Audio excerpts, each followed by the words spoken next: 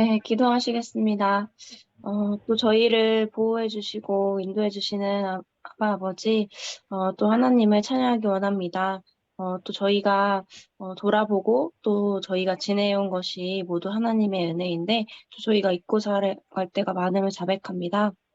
하지만 또 하나님 아버지께서 또 그 아들 예수 그리스도를 이 땅에 보내신 그 사랑을 저희가 또 느끼고 또 더 잘 알고 또 오직 하나님만 바라보고 신뢰하며 믿음의 길을 잘 갈 수 있도록 도와주세요.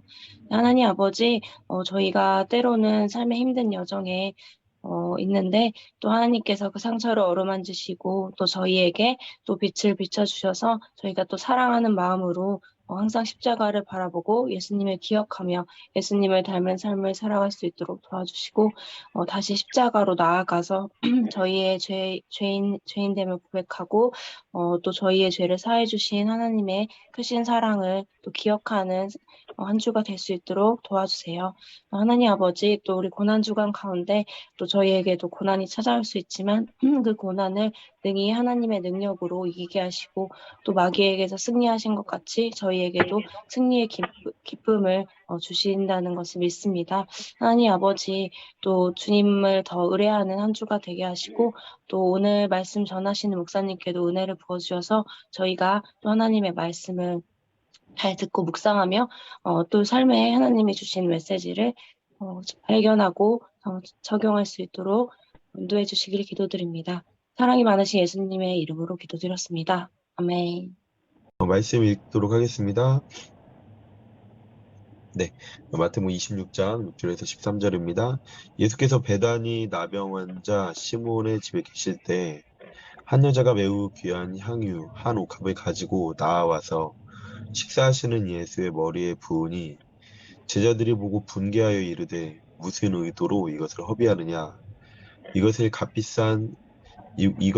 비싼 값에 팔아 가난한 자들에게 줄 수 있었겠도다 하거늘 예수께서 하시고 그들에게 이르시되 너희가 어찌하여 이 여자를 괴롭게 하느냐 그가 내게 좋은 일을 하였느니라 가난한 자들은 항상 너희와 함께 있거니와 나는 항상 함께 있지 아니하리라 이 여자가 내 몸에 이 향유를 부은 것은 내 장례를 위하여 함이니라 내가 진실로 너희에게 이르노니 온 천하에 어디서든지 이 복음이 전파되는 곳에서는 이 여자가 행한 일도 말하여 그를 기억하리라 하시니라.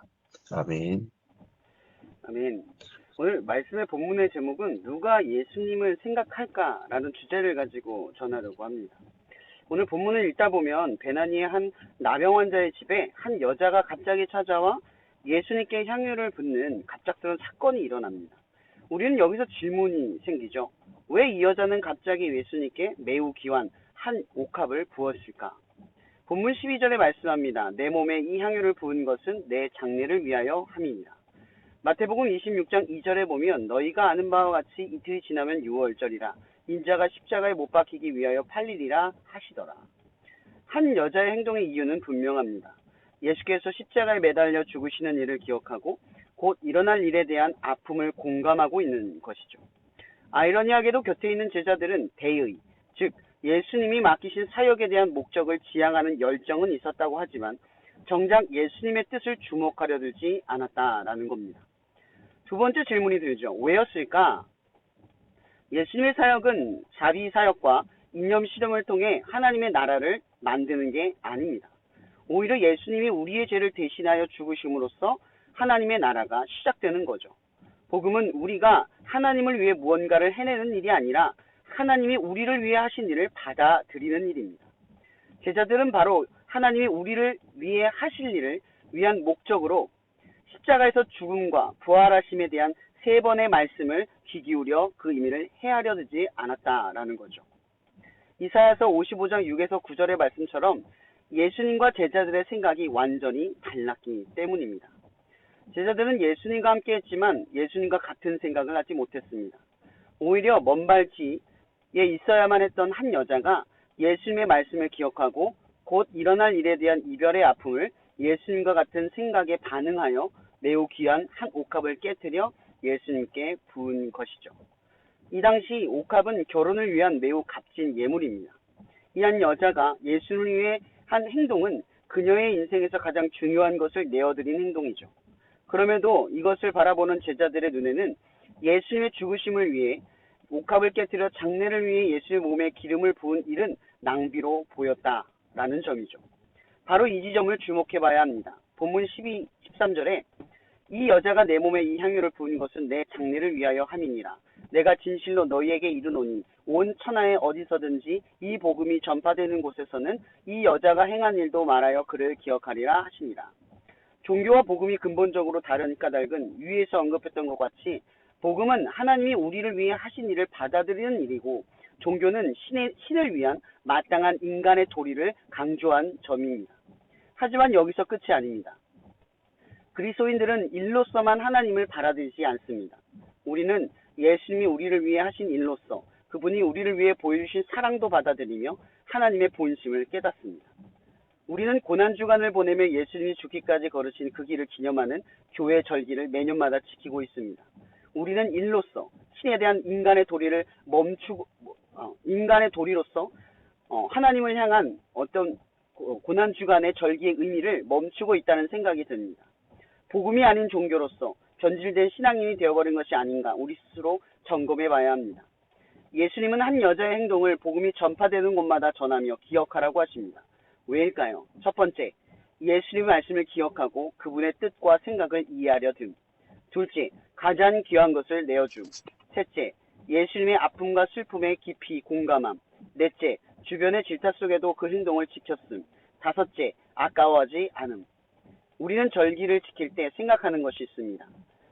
예를 들어 안식일을 지키는 핵심은 하나님을 위한 안식을 위해 무언가를 하지 않는 일이 아니라 하나님을 위한 안식을 위해 무언가를 지키는 일입니다. 율법은 이것을 교묘하게 바꾸는 주의로 바꿨죠. 일로서 지키는 절기는 이와 같습니다. 이 기간에 오면 우리는 금식도 결단합니다. 금식에 대한 것도 오해가 있습니다. 금식의 목적은 굶는 것이 아닙니다.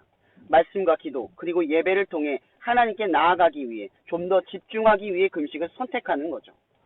고난주간의 절기는 예수님의 고난에 동참하며 우리에게 주신 은혜의 깊이를 더욱 느끼는 날입니다. 그리스도인들은 매년 고난주간을 지키며 은혜를 상기하는 것뿐만 아니라 형용할 수 없는 은혜의 깊이를 경험하기도 합니다. 중요한 것은 우리가 이 일을 기념하는 일이 신에 대한 도리로서가 아니라 바로 은혜 때문이라는 점입니다.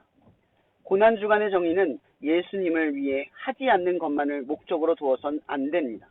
오히려 예수를 위해 하려는 일을 위해 하지 않는 것을 정하는 일이 되어야 한다는 거죠. 기념하는 일에 방해되는 일을 멈추고 기념을 통해 누리려는 은혜의 깊이를 경험하고자 하는 실현을 위해 나아가야 한다는 점입니다. 고난주간은 매년 같은 일을 반복하는 연례 행사가 아닙니다. 초대교회로부터 내려온 이 전통은 예수님의 고난에 동참하기 위해 은혜의 깊이를 누리고 은혜를 지키며 은혜를 따라 살아내려는 그리스도인들의 의지입니다. 고난주간을 통해 일로서 신에 대한 마땅한 도리로 주님을 기념했던 위선적, 악마적 자아를 벗겨내고 예수님의 고난에 동참하며 은혜의 깊이를 더욱 누리는 축복을 경험하는 소중한 결단이 이 고난주간을 통해 특별히 경험되는 저와 여러분이 되기를 바라고 또 내년에는 그러한 결단이 시작되는 또 다른 고난주간이 시작되기를 주님의 이름으로 축복하며 오늘의 말씀을 마치겠습니다.